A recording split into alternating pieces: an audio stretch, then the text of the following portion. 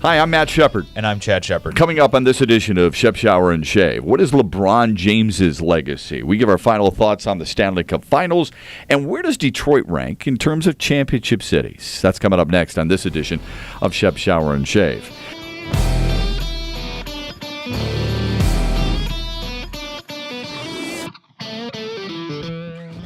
Well, we haven't had an opportunity to really discuss the Stanley Cup Finals or the NBA Finals since both concluded.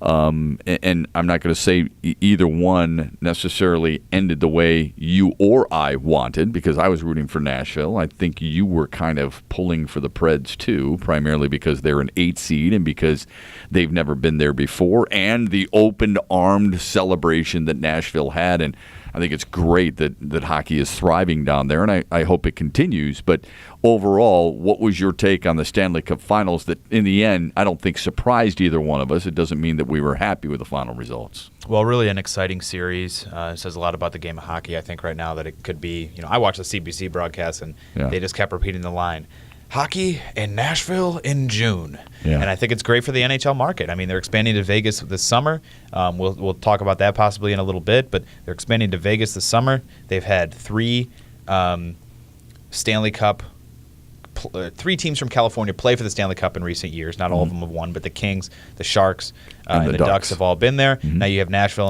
in the Stanley Cup final, and not only that. Well, Florida's played, Carolina's played for one too. Doesn't mean that they always these won. These are more recent ones. Right. And if Nashville gets there as a token team, and then they kind of just get steamrolled by Pittsburgh, it's a different story. But they played really, really good hockey. They played exciting hockey. I thought, obviously Pekka Rinne playing at home.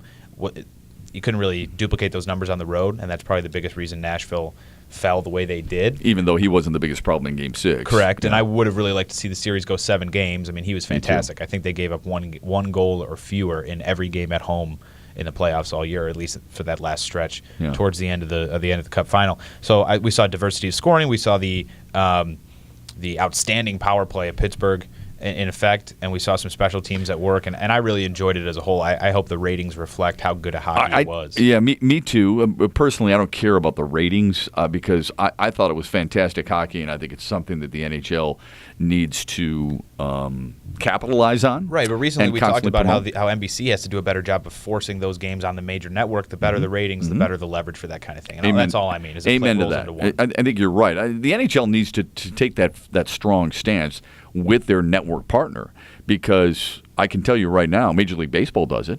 MLB's doing it with Fox. MLB sees all the Fox regionals and how well they're doing, whether it be the Tigers, the Diamondbacks, whatever.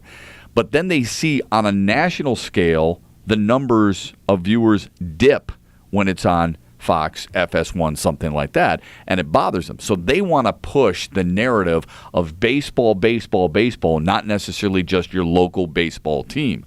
Hockey has to do a better job of that. The NHL has to force NBC or tell NBC or strongly encourage NBC to do the very same thing. Right, the sport as a whole, not just your team. Absolutely. What impressed me, too, about Pittsburgh, and help me if you think I'm wrong here, but when you win back-to-back titles like that, in a salary cap era, the first team to do it, the first team to win back-to-back titles in general since the 97-98 wins, and you do it with a team that has, I'm going to say two Hall of Famers. Sidney Crosby, for sure, is a Hall of Famer. He's one of the greatest players the league has ever had. And Evgeny Malkin. Am I missing somebody in that mix, number one? And number two, does that make it even more impressive because they don't have the quote-unquote NBA-like super team of the Golden State Warriors where a bunch of free agents are flooding? Matt Cullen going there, it's not that big of a deal, man, okay? He's a good face-off guy. He's a good third or fourth line guy. But they did this without Chris Letang. They did this without one of the greatest defensemen the league has right now, and they got it done. That's really impressive to me. And considering it's more role players than it is superstars, I think that should be embraced and very refreshing to sports fans in general. No, I would agree, and I think that Pittsburgh could be billed a little bit more nationally as a team that a lot more people can get behind, like the Warriors, like the Cavs, instead of villainized sometimes the way they are because of Crosby. And you brought up a great point, and that's some of the quality of play that Crosby had around him. Everyone likes to point to Malkin because they came in so close together, right. and credit Crosby with having these amazing teammates, but that hasn't always been the case. I'm a big Jim Rutherford fan, and he's done a great job building that franchise in the short amount of time that he's been here. Obviously, Jason Botterill has the GM job now in Buffalo. He was a really big hand in building that roster as it was, but there was a good CBC article earlier this week by Tim Warnsby about Sidney Crosby. It's kind of definitive now. He is the best hockey player since Wayne Gretzky, and he's kind of laying it out against the numbers, and it's different eras, so the scoring is never going to match up the same way, but Sidney Crosby's 29 right now. Wayne Gretzky never won a Stanley Cup after age 28. So I think the next 10 years of Crosby's career, I didn't know that. we were really going to see a lot more legacy than in the previous 10. But he did win a lot of cups when he was young. Yeah. So how do we take that? How do we interpret that? What's the message that you're sending there? Well, when you're older and you're a veteran, it's more on your shoulders to be leading the team. You're setting the tone. Right. And I think as a young player, Sidney Crosby had to embrace that challenge, and that's something Connor McDavid's doing in Edmonton right now. Yeah. How do you understand how to put that load on your shoulders and lead men older than you when you're maybe not necessarily sure yourself? That's a really good point. But to your point about playing with superstars, Gretzky played with guys like Yari Curry, Glenn Anderson, Paul Coffey, Mark Messier obviously was really famous Grant Fuhrer for his guarantees. Right. Well, that guarantee was in New York, but separate conversation. Sidney Crosby has made Chris Kunitz a much better player. This past postseason, he's playing with really young guys like Jake Getzel, like Brian Rust, like Connor Sheary. Right. He has made players like name escapes me right now. Pascal Dupuis was a former winger of his who was very good for a long time. Players like that are the kind of guys that Crosby seems to excel with. You know what? I got to be honest with you. I've listened to a lot of NHL radio. I've tried to read as many articles as I can. I've never heard anybody bring that up. I mean, when we look at great players, I don't care the sport, all right? What do people constantly use as a barometer? Are they making players around them better?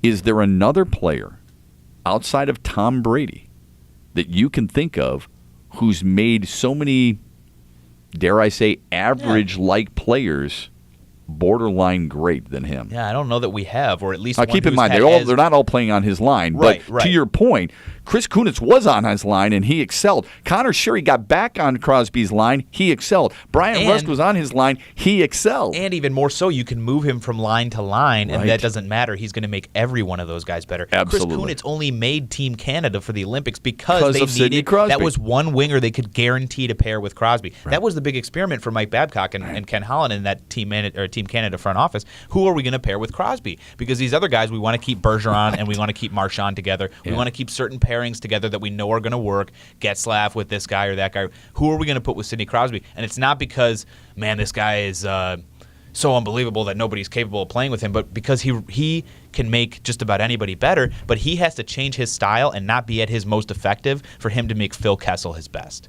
Okay? When you put guys that can be front net presence, that can outskate the guys that are covering them on the opposite sides of him, he's going to make the plays. You don't worry about the rest. It's almost like go to the front of the net with your stick on the ice and don't worry about it, whereas Phil Kessel needs a little room to operate and get his shot off, and that's part of why they didn't work. It's Crosby is not going to carry the puck into the zone with speed and look to dish it to you and have you shoot by the top of the circle. Man, that is such a good point. You know, quarterbacks are ripped on for this, not making other players better. We'll bring up Stafford again, since everybody thought Calvin Johnson made Matt Stafford, and it's proven that that's not necessarily the case. We look at certain football players and we look at certain basketball players. Who are you making better around you? You look at Sidney Crosby, he's making everybody around him better. LeBron James is a guy who made, I think, a lot of people better too. The Cleveland Cavaliers obviously aren't doing what they've done recently without LeBron James, but he is now, Chad, 3-5 all-time in NBA Finals. Do you believe that is a knock against him and will stay with him and be one of those arguments used when somebody has the disagreement on who the greatest player they ever saw was, and when maybe a dissenting voice brings up LeBron James, others may turn around and say, hold on a second, he went 3-5 all time. That doesn't float. I think those detractors are always going to be there. And I think when we look back in history, we'll see this era and how much it was dominated by him. Just the 7 straight trips to the finals is incredible. Is it possible that's something we won't see? Mm-hmm. I mean, are people completely? Their people are completely, I think, blowing that kind of thing under the rug. So, is it going to hurt his legacy? Yeah, but I think this one more loss, I don't think is that much bigger of a difference than the previous ones that had already been there, so to speak. I don't think it rewrites the narrative. It piles on a little bit more in that category. Okay, well, wait a minute. Let's remember this. He's been to 2 more championship rounds than Michael did. All right? He has 3 championships, right? Same as Larry Bird. Dr. J, one of my favorite players, had just 1. Isaiah Thomas had 2, right? And we all know some of the great names, Stockton, Malone, Ewing, Barkley, guys like that, who never won a title, for example. How do you, not that those guys would ever be measured as the greatest of all time. We're not talking about Karl Malone, Charles Barkley, John Stockton, Patrick Ewing as the greatest player of all time. LeBron James is in that conversation. So that means he's measured against Magic Johnson. He's measured against Wilt Chamberlain. He's measured against, obviously, Michael Jordan and players of that ilk. None of those players outside of LeBron James ever averaged a triple-double in the NBA Finals. And yet, LeBron James did. He averaged 33.5 points, 12 boards, and 10 assists during that whole run there for Cleveland. That, to me, is unbelievable. And I think if people are just going to sit there and knock him, and they're going to say, forget it, he's not that good, he's not as good as this guy, so on and so forth, then I think they're missing the boat, and they're using his decision and maybe some of his other views on other things against him rather than looking at it from a basketball perspective. How about the scary idea that he could possibly be better in the future or be more effective in the future? Last year, the 2016 NBA Finals, the 3 games to close the series in which they were completing their comeback on Golden State were the 3 most effective games of his career in succession. Yeah. And that's in terms of points, shooting percentage, and then obviously rebounds and assists and the numbers that he stuffed the box score with. Now here he comes back and he does something that's never been done in finals history. So it's almost like, what's next? What's on the horizon? That's what's crazy. We expect him to be able to continue to ascend. At some point he might not be able to go anywhere but up. But I think, and it's interesting you mentioned. But why do we focus on the losses, Chad? Seriously, why do we focus right now, on that's what's what present. a guy hasn't done? Because Magic Johnson lost 4. He didn't go out there and say, I'm going to play in the most finals of anybody. He wants to be the best player ever. Right. And the best player ever can't lose twice as many finals as he can win them. Okay. He set that bar for himself by wanting to be the best player ever. He didn't come out and say, I want to appear in as many finals as anybody ever has. Right. And however many I win, well, that's just gravy. So Magic going 5 and 4. Magic Johnson won 5 titles and lost 4 finals. Okay. Do we hold that against him ever? Probably not enough.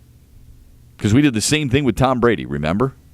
Before Brady won last year, that's what a lot of people were talking about. Well, wait a minute. If you're going to compare him to Montana, remember, Montana went undefeated. Tom Brady may have 4 rings, but... The kryptonite of Eli Manning. Right. So they were complaining about the losses instead of us dwelling on the victories on the biggest stage, dwelling on the losses. Don't you think that's what's happening with LeBron James right now?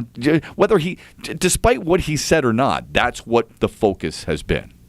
Yeah, I would say that's fair. People are dwelling on the losses. Yeah. And that when you make yourself a polarizing figure, or when you're billed as a polarizing figure, that's probably what's going to happen, because it creates more controversy, creates more drama, creates more clicks ultimately. Yeah. And that's kind of the direction that this whole thing has gone, in my opinion.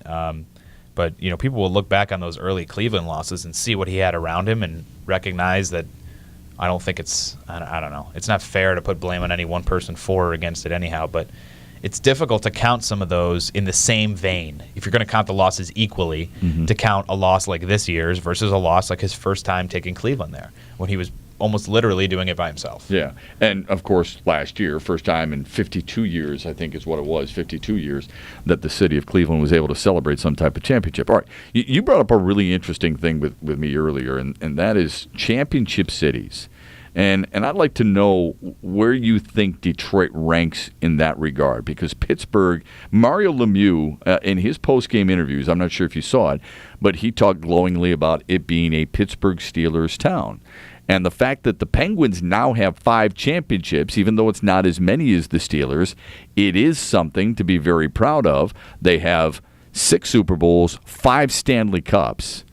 I forget how many World Series they have. It's 5 World Series. That's a hell of a run for a 3-sports city town or sports city.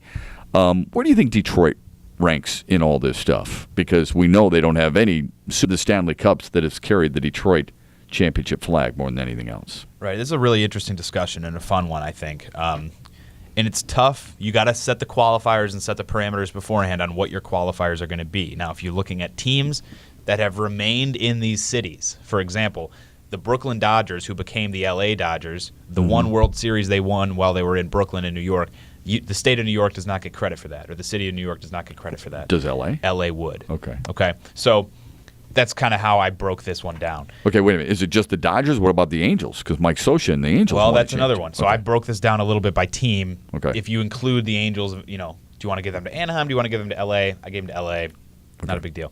New York, and again, this is the one divider I would say. If you count AFL or if you count NFL championships before the Super Bowl era or not, that's kind of the big divider for me. Obviously, the Lions have nothing to contribute if we're not counting NFL championships, so that changes Detroit's ranking a little bit. But the city of Detroit has 18 without those NFL championships, 22 with the 4 Lions NFL championships. Okay. That ranks in my math here. That ranks 4th in major American cities. Now, if it's 18, you'll be 2 behind LA, so that would be 5th. But I would rank them. I would rank them 5th. I don't think the NFL championships. In terms of sheer numbers, okay. So let's take away the NFL championships. New York has 38 titles. Boston 36. 27 for the Yankees. Right. 27 World Series for the Yankees. Right. 8 Stanley Cups. 5 Super Bowls. Okay. That's with the Jets and the Giants combined, though, too. Remember that. Correct. Giants have 4. Right. So and then Joe Namath and the Jets have 1. A natural unfairness by virtue of New York having multiple teams, even though one's really New Jersey. I almost got to kind of throw that out to a certain extent. And this is where it gets difficult. It becomes an abstract conversation. You look at Boston, 17 of their 36 titles came from the Celtics during their incredible run. That's a little top-heavy as well. So I would almost argue that Chicago, Pittsburgh, and Detroit, and then probably L.A., who also have multiple teams, but 11 of their 20 titles are from the Lakers. Chicago, Pittsburgh, Detroit are really the heart of those American cities that are confined to one team and haven't had their championship banner total cheapened, so to speak, by a dominant decade run in the 40s or something like that. Well, I don't know. The Red Wings in the 50s, I mean, that's a long time ago. There was the original 6, and you could say the same thing about Boston with most of their Stanley Cups. Look, the Tigers World Series, 35 and 45 are 2 of them, for crying out loud. Okay? You're right. So if you're talking about your modern-day era, I don't know if Detroit's even in the conversation. Okay, but the grand total for the city isn't so aided by those 2 World Series. You know what I'm saying? Those 2 World Series is a smaller percentage of Detroit's total than the 17 NBA championships for the Celtics, or the 11 under Bill Russell, and then the multiple others that he won as a coach. Yeah, but if you think about it, they're Stanley Cups, which make up the most of Detroit's championship banners. 7 of those Stanley Cups are way back when. That's fair. Okay? So if we're going to take a knock on the Celtics, and I don't like to stick up for the Celtics, but if we're going to take a knock on the Celtics for all those titles, most of those titles, because Larry Bird won 3, and then Kevin Garnett, anything is possible, won 1, of course. You're looking at something different there, okay? No, that's fair. And same thing with, you had the Boston Braves in there and Boston Americans. There's 2 of their 8 World Series. So the Red Sox, as we know them, have 6 World Series rings. Right. Now, that's fair. Those are good points. Like I said, it becomes a little tricky, abstract. It becomes about what you really value as a person making this decision. But I think New York, Boston, Chicago, being above into the mid-20s, kind of any way you count it, or into the mid-30s, any way you count it. Those kind of have themselves at a tier above. But after that, I would argue Detroit is right there, and modernity should play into effect in that. So obviously Pittsburgh should be right there with them, even though their totals are a little smaller. But Pittsburgh doesn't have that 4th team. Now, by effect, the Lions don't have that, or the Detroit doesn't have that 4th team because the Lions aren't contributing anything to that count. But I think it's an interesting conversation, and you can take the argument a step further because the city of Philadelphia is within Pennsylvania. Yeah. Their championships are almost fractured in that sense. Really impressive for the state of Pennsylvania, which we've always known to be a sport hotbed because of the amount of high-level quarterbacks that it's produced. Don't you think that's what, not the people have been able to jump on this list that you just gave us, and I think it's a really good one. In case people, in case you were New York, 38 in total, 42 if you're counting NFL championships. Boston has 36. Chicago has 27 total, all right? Pittsburgh with 5 World Series, 6 Super Bowls, 5 Stanley Cups. That gives them 16. Detroit with 18 or 22 if you want to count the Lions. And Los Angeles with 20. There's Chad's top 5 or his top 6 cities by championships. Now, he didn't include Montreal, who's got 24 Stanley Cups, but they don't have anything else.